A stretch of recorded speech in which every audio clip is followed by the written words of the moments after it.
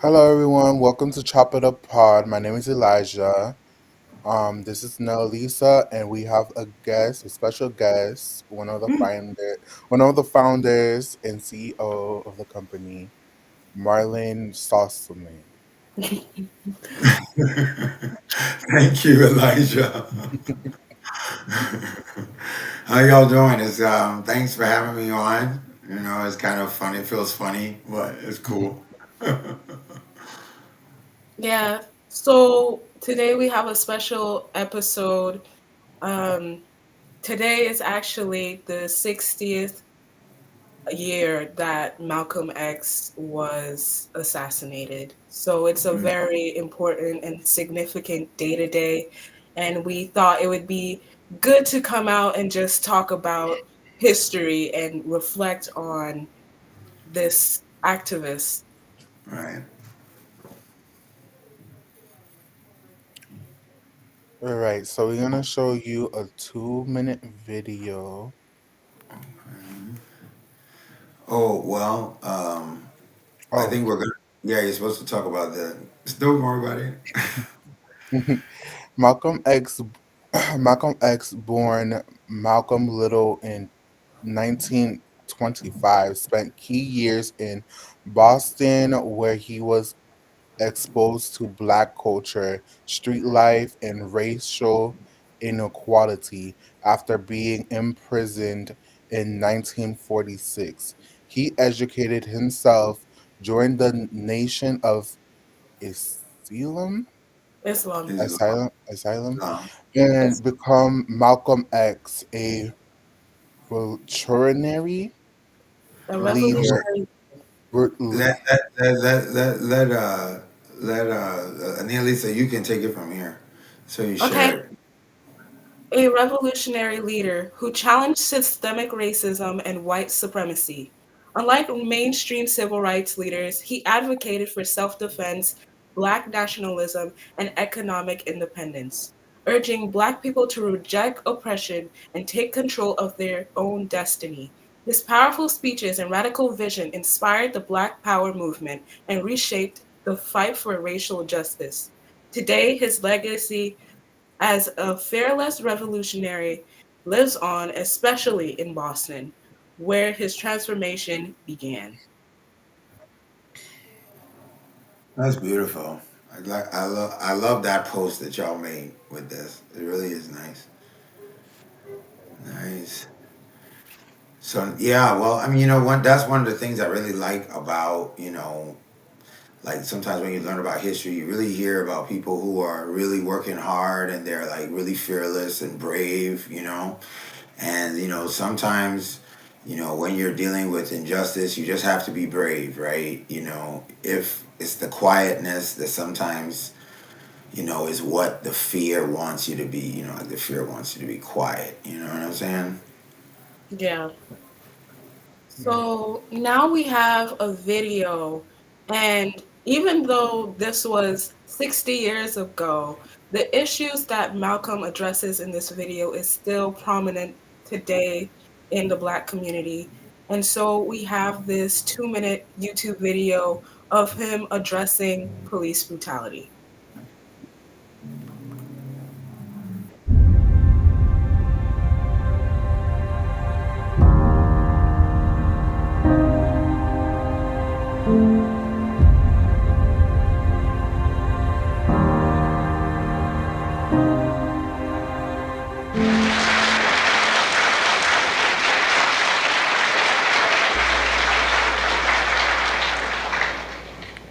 In order for you and me to devise some kind of method or strategy to offset some of the events or repetition of the events that have taken place here in Los Angeles recently, we have to go to the root. We have to go to the cause.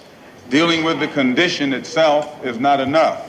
And it is because of our effort toward getting straight to the root that people oftentimes think we're dealing in hate. We are oppressed. We are exploited. We are downtrodden. We are denied not only civil rights, but even human rights. So the only way we're going to get some of this oppression and exploitation away from us or aside from us is come together against the common enemy. Who taught you to hate the texture of your hair? Who taught you to hate the color of your skin to such extent that you bleach to get like the white man? Who taught you to hate the shape of your nose and the shape of your lips? Who taught you to hate yourself from the top of your head to the soles of your feet? Who taught you to hate your own kind? Who taught you to hate the race that you belong to? So much so that you don't want to be around each other.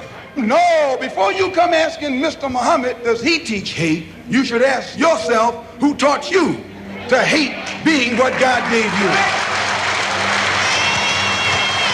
And I, for one, as a Muslim, believe that the white man is intelligent enough. If he were made to realize how black people really feel and how fed up we are without that old compromise and sweet talk. Stop sweet talking him. Tell him how you feel. Tell him what kind of hell you've been catching, and let him know that if he's not ready to clean his house up, if he's not ready to clean his house up, he shouldn't have a house. It should catch on fire and burn down.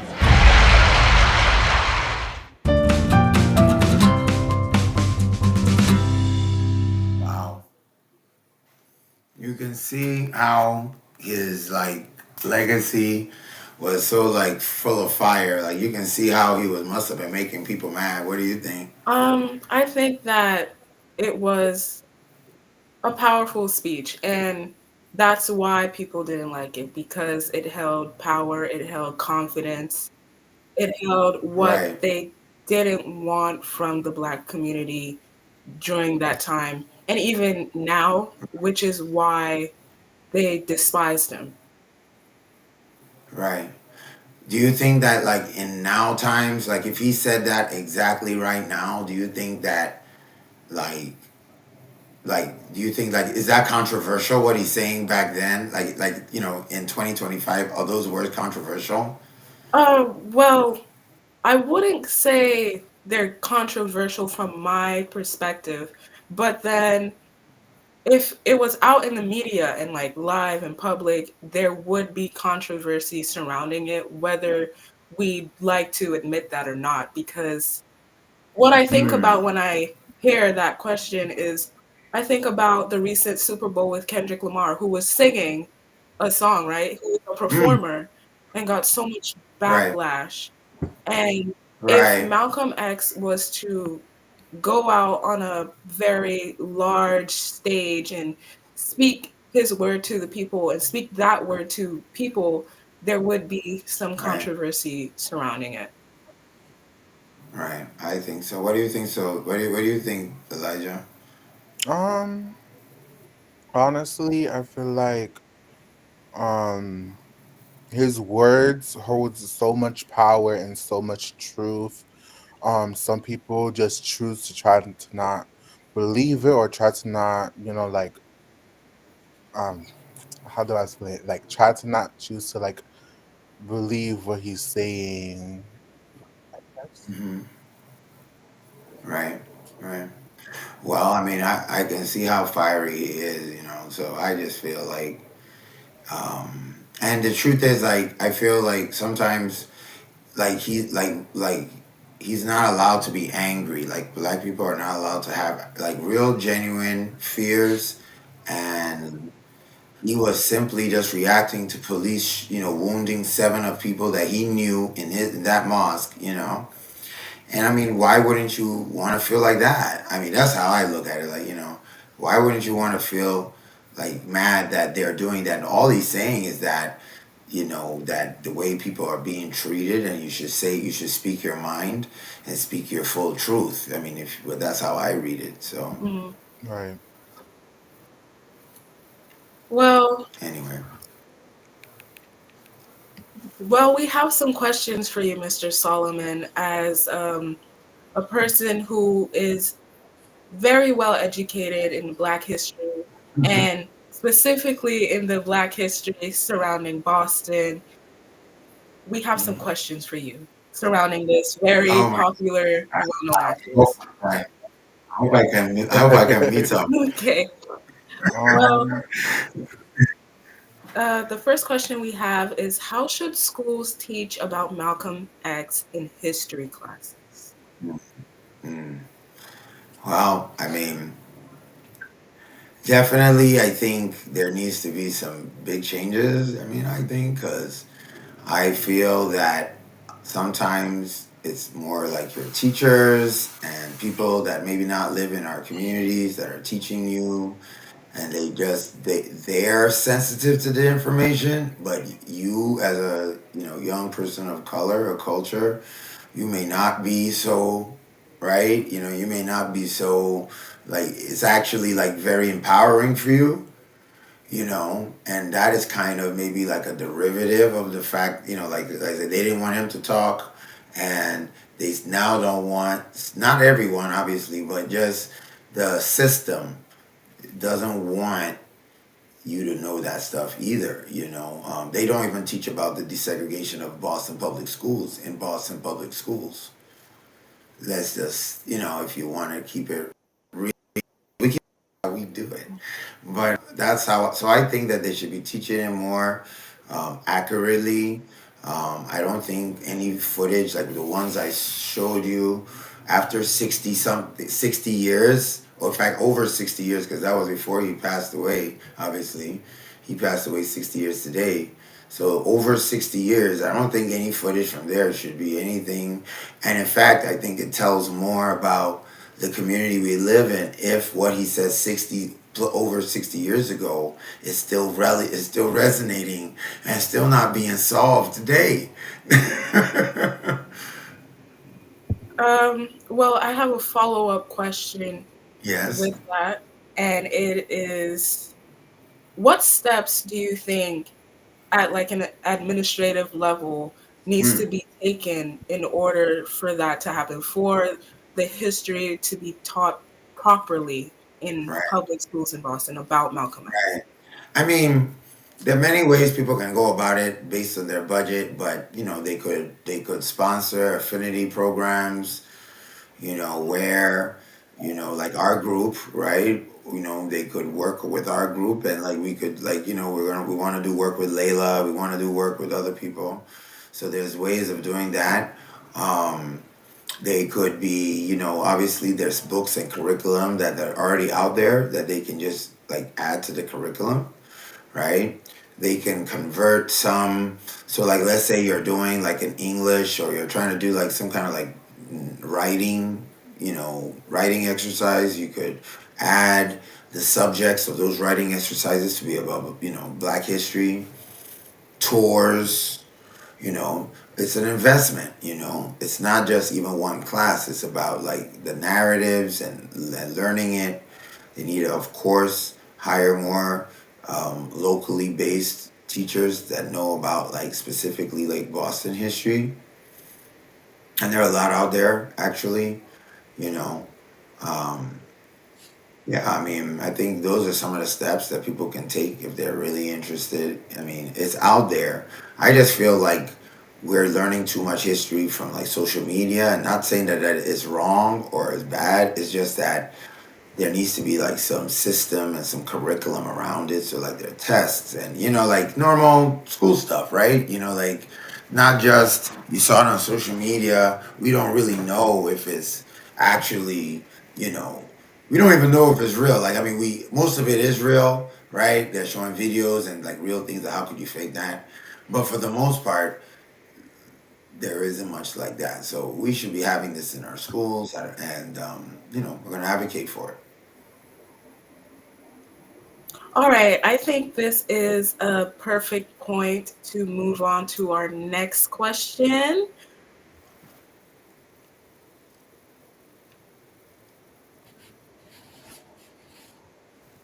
oh, do you agree with Malcolm X profusely? Philosophy. Philosophy. A philosophy of self-defense and Black empowerment. Why or why not? Mm. I must say that I have to agree with anyone that says that we should defend yourself, because I don't know, defense is actually like supposed to be a good thing. Like everybody should be expected to defend themselves. That's what I think. Like even the American Second Amendment is about self defense, right? So I think that that is just. I think that and the black empowerment. I think why shouldn't want everybody want to have thriving, empowered communities, especially if they've been problems that have been in our communities for decades now. Like why shouldn't you want that to happen? So at some point we have to realize, like, is it like Neelisa said earlier, like, is it allowed now? Right? Like, is even allowed now? Like, because we're acting like it's 60. But are these questions I'm asking, are they allowed as communities now? And if we don't, like, defend ourselves, because this is not happening because of a lack of effort. This is happening because of people are maintaining structures that are maintaining like what was actually happening all the way back to when Malcolm X was alive. So that's kind of why it still exists, right? It's not like it got better and then went back worse. It actually it actually just stayed, didn't improve much over all that time. And that means that there's something keeping that from happening, because I know we're working hard.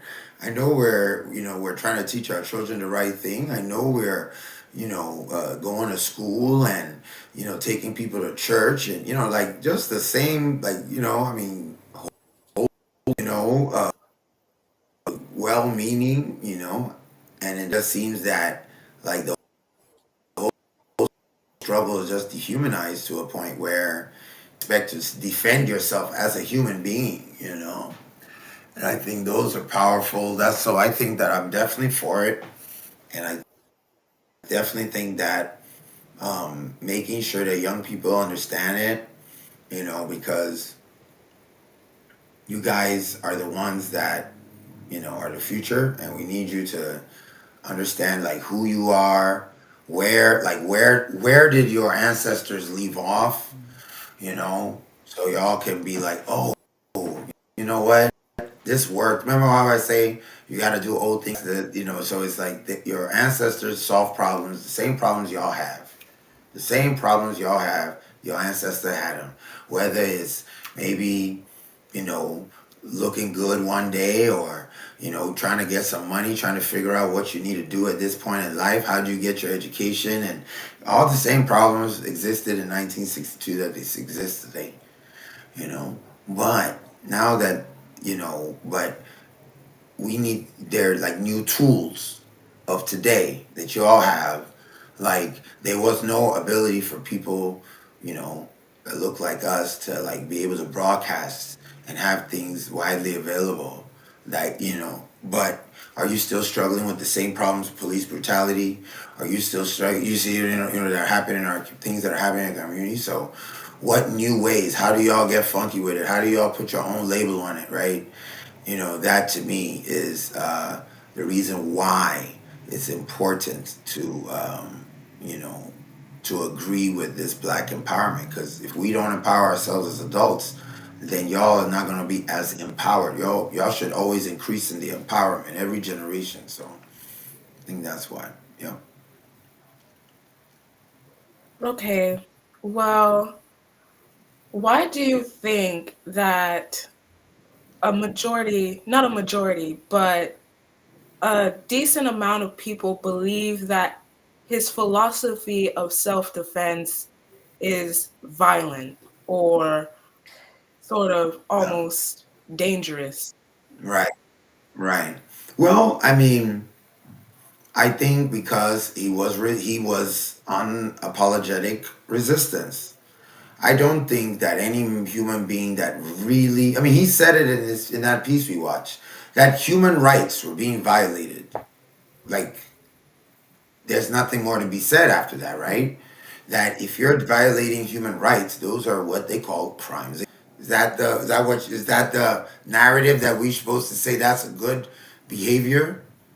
You know, why are we not talking about the people who are training dogs to attack black people? You know, Uh, so yeah, that's yeah. Go ahead. well, I was thinking about how anger, like black anger, is often a Mm, synonym for violence, and it's the same thing here where self-defense is a synonym for violence. But right, in the context of the situation, it just doesn't make sense. Is it really violence or is it an understandable sort of reaction? Um, because right, I think it's understandable both ways how Malcolm X and MLK went about civil rights and, you know, just trying to right, get rights for African Americans. You can be peaceful, quote unquote peaceful, or you can have a more active and radical approach because at the end of the right, day, it's just fighting for human rights and attaining those rights by any means necessary. right. No, I mean I agree with you. I feel that um, his too. I think it just goes to how like the narrative and the actions don't have to line up. I like my philosophy actually joins both of them. I believe that we should fight for freedom by any peaceful means necessary. And what that I think that phrase kind of like makes it so that you know that we're it's a war. People are trying to, pull you down. They don't want you to succeed. And at the same time, you have to be peaceful. Sometimes I don't want to ever not validate the genuine anger when your kids and your family and friends are being brutalized. Like we have to make sure that we speak energy, positive, constructive energy into those experiences because like if we don't, we're actually dehumanizing them in a way. Like we're not discussing, we're not like, we're just kind of trivializing that people were getting like, do you like who wants to get hit sick by a dog? Like think about like imagine, right? And that's not even the worst of it, right? That's like, but why? Because you want to be treated like a human being. So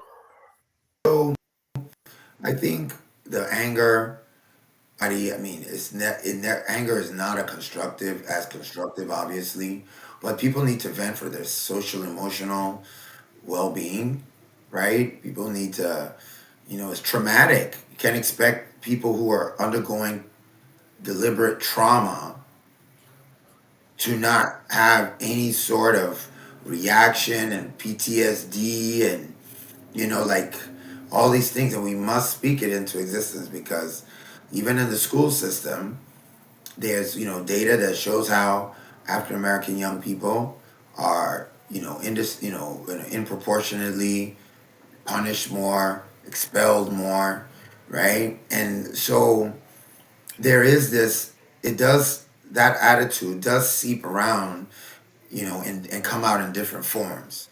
So um, yeah. So I mean, that's how I see at least the you know how he's being framed. I think, like I said, not everybody should be expected to be as peaceful as the Reverend Dr. Martin Luther King. You know. So Yeah. I agree. Okay. So you actually sort of answered our next question, yeah, that's true. which was how do you compare Malcolm X's approach to civil rights with Reverend Dr. Martin Luther King Jr.? Right. Well, since I talked about a little bit of the Malcolm side, I'll talk a little bit about how the narrative on the Martin, like, so even though Malcolm X was considered to be more violent and the Nation of Islam as a separatist, these are propaganda. But one of the brilliant things about the Reverend Dr. Martin Luther King was he he actually like in reality caused actual more violence by going across like the bridge in Selma where he knew the police were there, the dogs were there, the hoses were there, and he made sure that he made sure that those things were filmed. And he made sure those things were filmed so that um the images of the hatred and the violence that he instigated, because if they had stayed in front of the on and not crossed the bridge, the Edmund Pettus Bridge, then he would have obviously, like there would have been no violence. So that's one of the ironic things that he went there. He was peaceful protest. They did not sling anything. They kind of like made themselves out to be like sacrificial lambs, sacrificing and risking because it was dangerous. Like you could die. It wasn't like just people sometimes think the civil rights movement like was inevitable. Anyway, it's not true. People did not know that they were going to change basically hundreds of years of law, because while there was no slavery, it wasn't like a whole bunch of steps up from slavery, you know. So, it is what it is. And I think one of the lessons now, and that's why I have that motto where I said by any peaceful means necessary, because we want to kind of learn from both of them, right? We want to be okay to be angry. All right, it's okay to be a black person and speak your mind. It's okay to think you're beautiful. It's okay to fight for human rights of your own, and all these different, ideologies. It's okay to not, but you have to control the narrative a little bit. You can't let people dictate what you are because they made a relatively peaceful man but fiery speaker into the bad guy because maybe they were afraid of maybe the word got out, of what he was saying. Maybe he could get people to get riled up, and then the Reverend Dr. Martin Luther King, he now was the peaceful one, but he was actually causing. Causing a lot of violence to happen because they wouldn't take no for answer and they do peaceful protest and, sit in at the counters and boycotts and, you know, so there are lessons to be learned, both of them. Yes. Well, me personally, when I think about Malcolm X and MLK, I really think about opposites. Like, I don't know why. It's just how Mhm. it's been made out to be in my head. Like, oh, Malcolm X is like self defense, any means necessary. MLK is like peace first, guys. We have to stay peaceful first, think about our actions and, try to get our rights in a peaceful manner. And Malcolm X is like, Right, we need to get our rights no matter what. We need to defend ourselves no matter what. And so right. I wouldn't call them opposites though, because at the core, they're fighting for the same thing, just in That's different right. places. That's right. So they're not, they're different in approach, but the goal Is this really, the main goal, the core goal is the same. right? You're 100% right. I couldn't say it any better. Um, you know, myself. You want to know another thing? Think about the Black Panther Party. Hmm. Okay, for self defense. Okay, and the Black Panther Party is also right considered to be like a militant group. It was legal to have guns in California as soon as they started carrying guns and they made it illegal. Like, no, no, no, we don't want that. You know, they are the first people, the first group to have free school lunches. So what you see now is free school lunches. That's something that they did.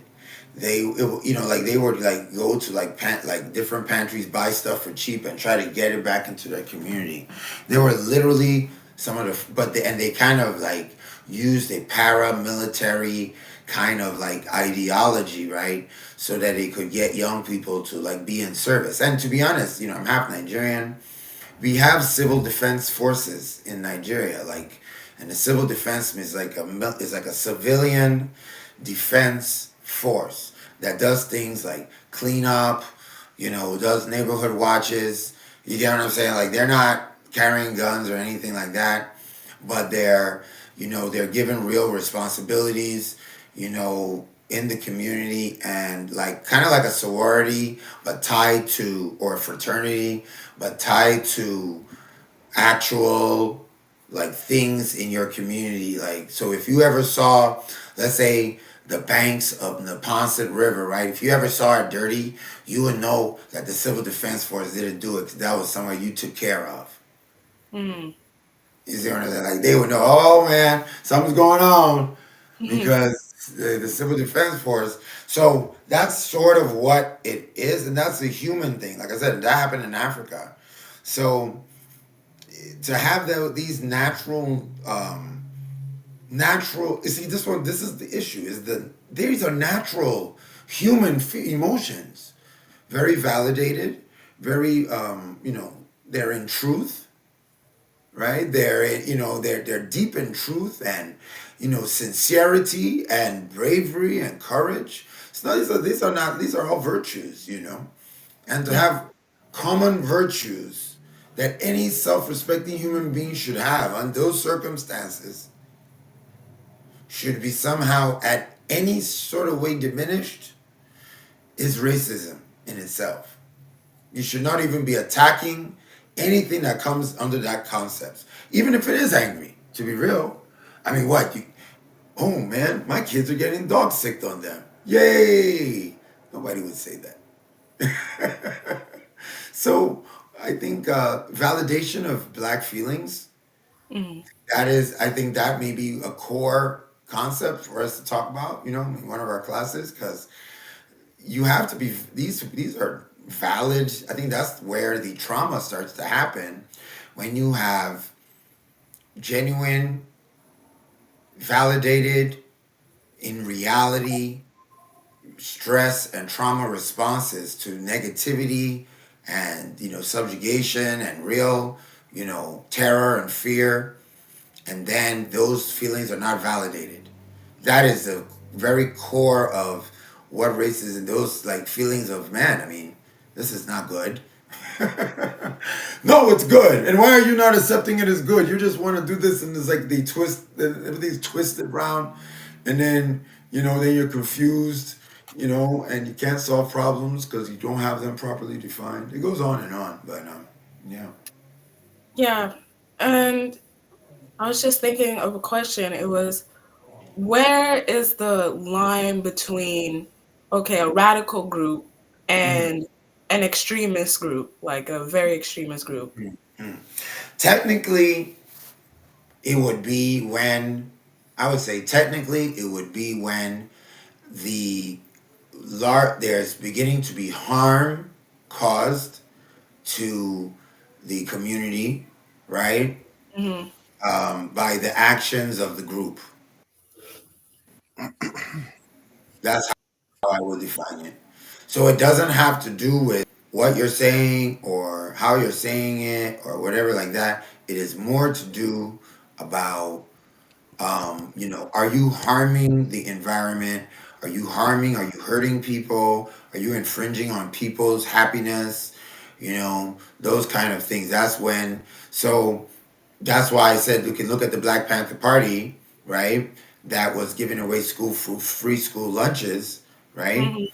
Right? Or you can talk about the Nation of Islam that promoted African American communities to be self-reliant and to be, proud of itself.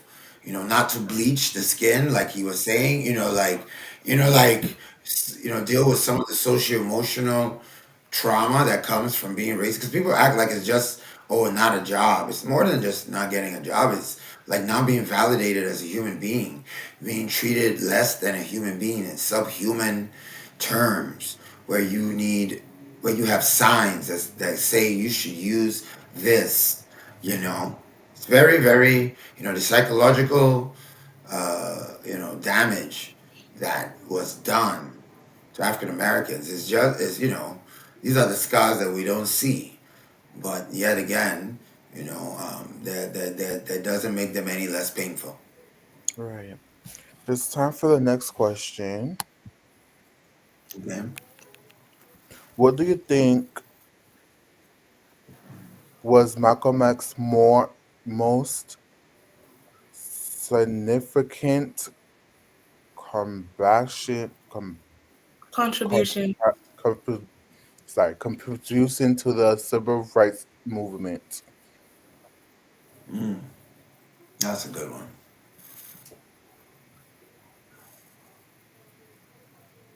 I think, in of course, people remember um, his fiery side. I think if you study the history of Malcolm X, it was after he went to Mecca and was immersed in a whole nother environment where Muslims of all races, creeds, sizes, and shapes and fashions were in unity together. And I would imagine it was the first time that he had immersed himself, not just in his religion, but just in other races and be treated in such regard, right? Like it might have been the first time he had been treated nice by a white person. That says more about the white people in America than it says about white people in general, too, you know? So, um, I think his major contribution to me, of course, like he did all that fiery stuff, you know, and he, overcame mad odds to come from being in jail and, running around the streets of Boston. Um, but when he came back, he was a man of peace. He, he was actually like looking at it from a more international point of view, which is why it's important for us as people of culture to go and experience other communities, other areas, in the world, get international. I know my man Elijah's from Dominican Republic. Hey, go to Dominican Republic and hang out. Go check out some different food. Go check out a different being. Go see how people existing amongst themselves. No place is perfect, but you know, getting and being immersed in an area for an extended period of time. Go to Jamaica, go to Africa, just go to other places in the world where Brazil, you know, and that can, awaken, we can, stay woke. I said, we can start de objectifying ourselves, because all these words have,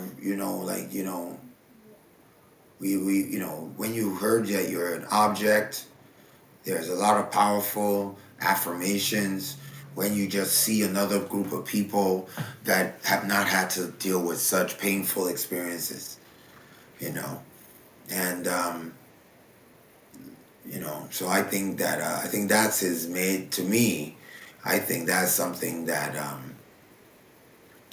think one of the major contributions he gave, and maybe it's not highlighted enough.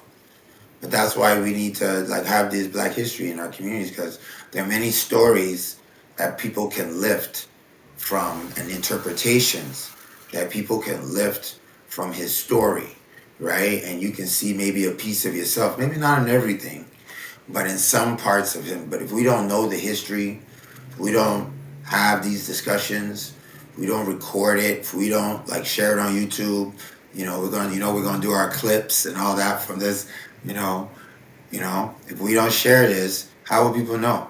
And how will people know? Oh yeah, that reminds me. I can see that, right? So we can't just keep quiet. We got to keep talking. So That's Hmm. right. I think I think that one of his most significant contributions has to be his fiery spirit. It had to be that attitude that he had towards the movement and the sort of mentality he had about the movement as well, and the situation in Mm, general.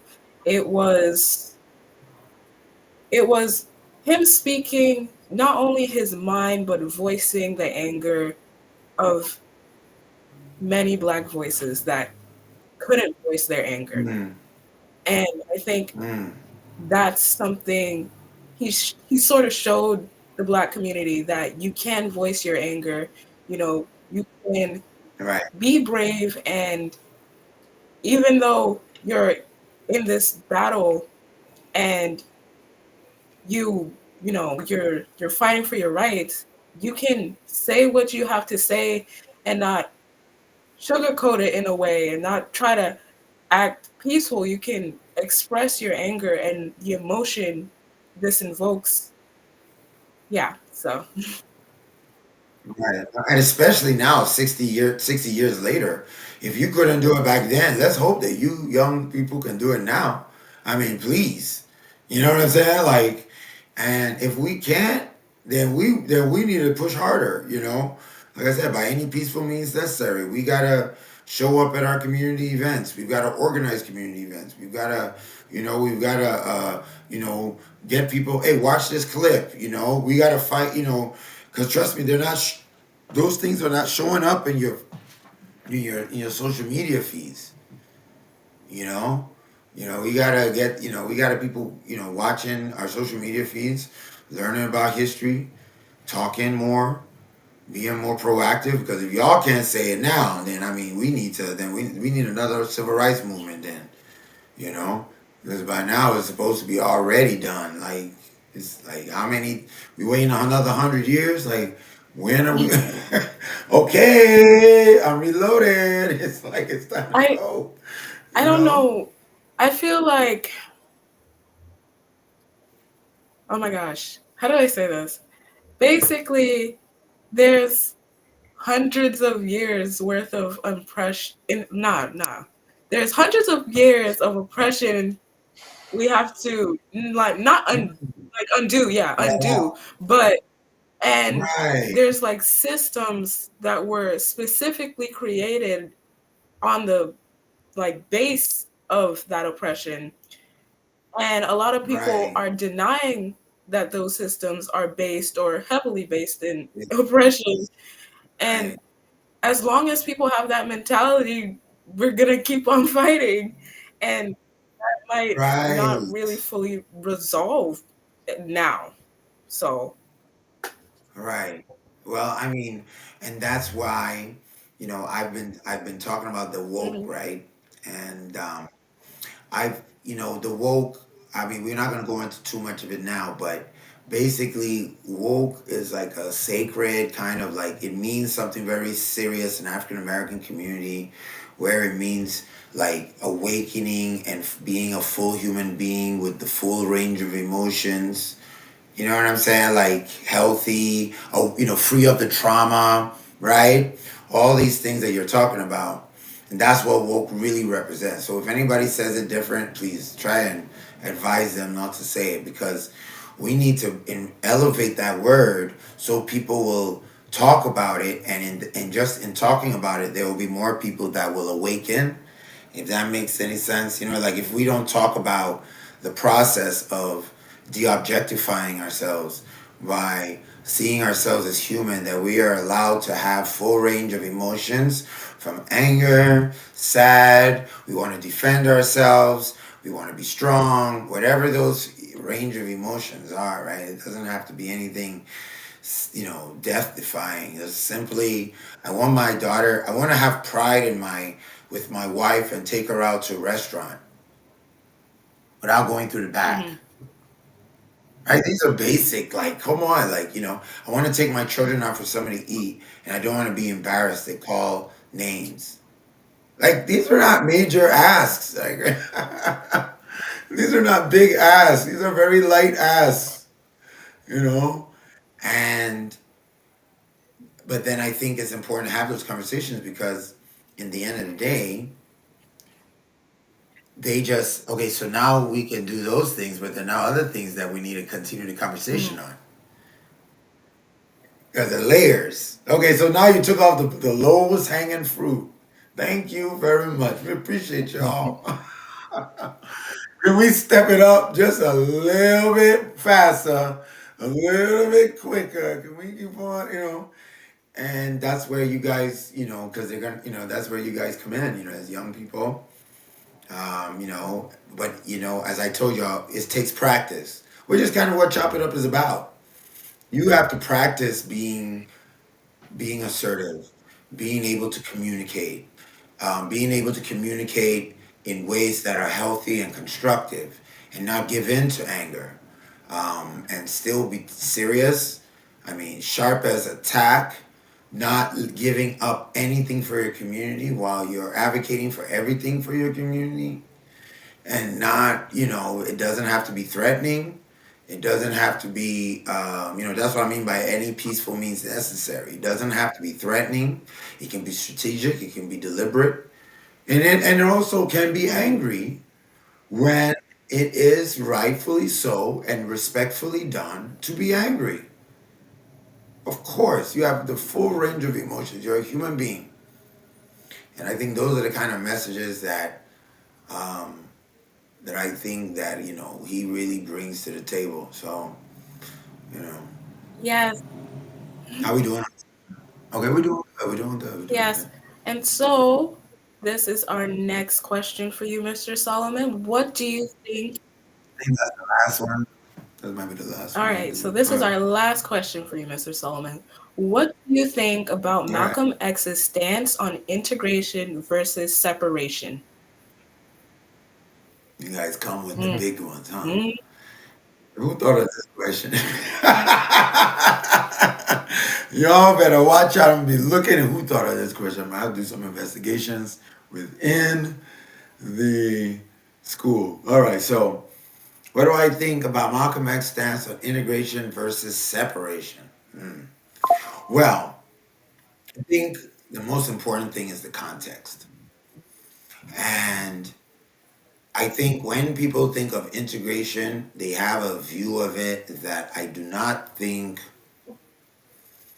is necessarily the it's not necessarily healthy given where African Americans are from the crimes against humanity that have been perpetrated on them for a very long time.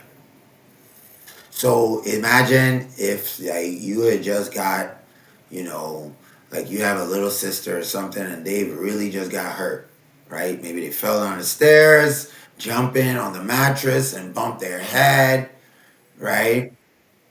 There's so many different things our little brothers and sisters are doing. And after that pain, you now like get, harsh or you're not sympathetic, you know, and you're like, okay, get back on there. Let's move. Let's hurry up. Let's go back.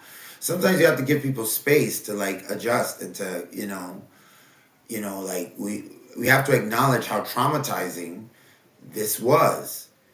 And that goes to recognition of feelings and what kind of repair work needs to be done in our communities to think of, I mean, like, we are thinking with trauma.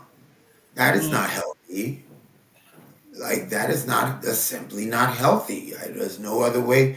And if you're not addressing it, if you're not thinking about it, if you're not talking about it, if you're not getting services for it, then you're going to have less healthy outcomes. Stress, uh, you know, you're not going to learn as much. People who are stressed do not learn as much. People who are stressed have eating disorders at times. People who are stressed, there are multiple, there are multiple reactions, and when it's affirmed as normal, then people may be sick and not even realize they're sick, which means they won't go get the help that they need. They will only perpetuate the pain that they're on their children and maybe through abusive relationships, you know. And so there's a lot of, like tentacles that come from this trauma and thinking with drug use, Mm. violence. There's a lot of things that come from trauma. So going back to the question of integration versus separation, then is the separation really about like getting your own affairs in order, keeping quiet, letting the young child on the that just bumped his head take some time to sit down and relax a bit, take a deep breath, you know? Is that not like important to, or because integration, when you're integrating with the people that are actually doing the harm and then they're not admitting to it, they're not like being humble or sorry or trying to make things better. In fact, I know the great Reverend Dr. Martin Luther King said that expecting African Americans to pick themselves up by their bootstraps, when they're bootless, is a cruel jest. You know, when they weren't giving an economic base to you know build on. Mm. Being what he has another saying, being subject to the rains and winds of heaven, like just out there, bro. Just out there, so you know I don't mind nobody. I don't think that under the context using the word separation as separationist is once again invalidating the natural desire to look at oneself as a human group and try to pick yourself up. I mean, he was talking about emotional stuff in that video we watched. He wasn't talking about winning and like tearing down the government. And I mean, he wasn't talking. He was talking about bleaching and like self for affirmations, like a big like psychological coach. Um, Yeah, Sorry. go ahead. So I can't. I kind of disagree with what you said at the end that he didn't talk about like the government stuff because at the end of the video he was like, if your house isn't clean, then you don't deserve the house. You got to burn down the house. Which Yes, I get that, but he said that the house has got to burn. mhm. And yes, it's a reference to violence in a way, but it is also a perspective of psychological warfare. It's also, valid feelings. I mean, if it is valid that if something is hurting you, that thing should burn. Yeah, but I'm trying to say like, can't that be interpreted as him It can saying be. It we can need be. to we Yes. need to like reconstruct or yeah, reconstruct the government, or tear Right. down this Yeah. old system and create a new one. Yes, it can be, but for those, that's like I said, the narrative with that is that you have to assume that the people should not want to defend themselves from dogs and police Mm. violence. That's where I'm coming at. Like it's just about narratives. Narratives are the most important thing. The reason why narratives are important is because you can't win an argument if you're using the wrong narrative. There's nothing you can say about the narrative. So if the narrative is just that he's a separatist, but you're not putting in context the fact that he people who are, denying him every right, violating his human rights, murders and all sorts of other atrocities being committed, and he doesn't even have the right to say, y'all. Yeah. Like, I'm not saying that, I don't really necessarily think that's what he really wanted, but it's like you're hurting us. Like, what do you want me to do? Like, you want me to sit here and be like, oh, here, pain. I want to hug you, pain. Here, pain. like here, agony, here, death. No, I don't want that. I mean, who wants that? These are simple concepts. So that's what I'm saying. The narrative. is changed on him in order to not validate and dehumanize. So when you don't give him that proper understanding, this is 2025. If we can't call those things in 62 years Mm, ago to be violations and he didn't have a right to say those things, then we really haven't gone far at all, right? And I think the integration I envision that everybody wanted is, if I want a job, if I want to go to a public park, if I want to go to, these are the movies. We're not talking about big heavy asks. Those things should be integrated. Now, in my community, I should be kept whole. I should be allowed to deal with our harms. We should be allowed to grow and feel who we are and grow in community. That's what I feel. The like the Negro Leagues was this baseball league that was in all these African American communities, right? And they would play against each other, baseball, just baseball, and they would have fun, and like they would, like, little businesses, they would be selling hot dogs at the games, creating business. These are good internal things. And when it was integrated with the major leagues, now the actual African American community lost a source of income, mm, which is self-reliance and goes to where he's talking about. So I don't think, the separation and how it's being framed is not accurate. It's he just wanted us to build up lick our wounds and heal and grow from that point of view. And he saw a system that wanted to integrate them so they would never have a chance to go through that healing process, right? To awaken, to become woke, right? To de-objectify, to love ourselves, to love our skin. Like he said, to love what God gave you. Like that should be like basic human rights, to love what you as a person of any faith believes that are given to you by higher powers. That is a cultural right that every human being bears. So, like I said, so if we have to frame the narrative Right. correct from that point of view. That it's not that he was trying to be a separate person, but the things that they were asking him to integrate with were actually harmful to him and his community. Right. okay. Further, oh, you have anything to say now, Lisa? Oh yeah, I just had a quick question. So for integration, do you think because we went with a more peaceful route to civil rights, to getting our civil rights or human rights, really, do you think integration is a result of that method? Because in like when in a separate sort of society, Black Wall Street, that's like when the Black Hmm. community was thriving and stuff, and they Yeah. burned that down because they saw that um thriving community as a threat, even though they were Right. separate.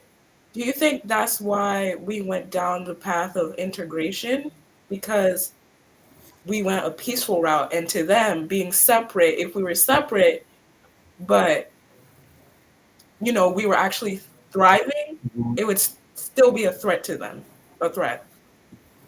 Right. No. Well, that's a fantastic question, and I'm glad you did mention Black Wall Street, because people always point to the 1921 destruction of the community, right? But people don't know that Black Wall Street was actually rebuilt, and it was rebuilt, and then it got destroyed by the urban renewal and redlining around the time of the Civil Rights Act. And that is a history that is often very overlooked, because people don't realize that by the time people got a chance to vote, these communities that were like the Black Wall Streets and in Boston, like where Madison Park, where Elijah goes to school, Madison Park Technical Vocational School, that was the field of that community was the field of the Madison Park was a community, was a Black Wall Street of Boston, and there was like businesses up and down Tremont, going back all the way to like where Wally's and Slade's and all that is. Those were all business. That was a business economic. There was dentists and all sorts of businesses there. And so when these communities, they think about integration, that made it so that is that we never actually got to integrate because they didn't allow us to stay by ourselves because the communities were leveled with highway projects and city expansions, just like the Greenwood area in Tulsa, Oklahoma. It was Black Wall Street. They built it up and it got destroyed again. So the reason, we have to make sure that we put that the second destruction of our communities. That's why, to me, the integration and everything didn't work as well, is because the very communities that were the sources of these institutions were destroyed, and like public housing, and that's when the crack epidemic and stuff start coming, like 10 years or so later. So the the thriving community is has been a threat, and it was attacked, like you said. And without that thriving community, it's just hard for our communities to prosper, to thrive, culture to thrive, to have that culture to thrive. So I think that is, that's why we have our school and our, Afro-American Academy. That's why we have the Chop It Up podcast, because, and, our motto is culture to thrive, is because we are trying to develop, and get this information out there so people would ask questions about, the technical vocational school, Vernon Street. Vernon Street is literally like, when we come out the back, like where we pick up, like, where we come into the building for like the summer program, Hmm. like, underneath that ramp and stuff, Yeah. that's Vernon Street. That's Vernon Street in the back. You know, this year, Afro American Academy, we're going to be really doing a lot of work around, Vernon Street, and like we're really going to be doing a lot of for summer projects, so you guys can know, like, okay, we want a community like that. That sounds good. Like a place where like a lot of like young artists hang out. Like there used to be places like that in Boston, like young artists, all kinds of artists from all over, from the South, from, musicians, you know, all kinds of artists used to be, around that. Like there was a SoWa area, south of Washington area. There was, like I said, Tremont Street, was like the main strip, Right. and going down Mass Ave. So culture and like that you're not being able to partake in. We had our own parades. We had like cadet parades in Boston down these streets. Like imagine all these cadets, and they have their brass bands. You know, they used to have them going down Hammond Street and all around the community. These are things. Camp, some Breezy Meadows Camp. This was like a historic camp. Elma, then of course there's Emma Lewis, and her arts, and there was all sorts.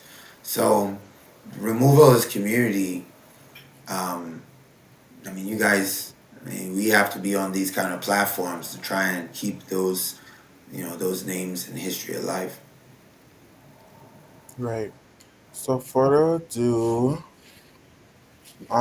thank you so much, Mrs. Solzman, for coming to our Chop It Up podcast. Yeah. Thank Um, Well, you. so thank you for watching the Chop It Up pod. We where we keep it real. Follow us on our IG, and our YouTube at the chop it up dot com. I mean dot chop it up pod. Thank you for coming. Yes. Thank you for watching, guys.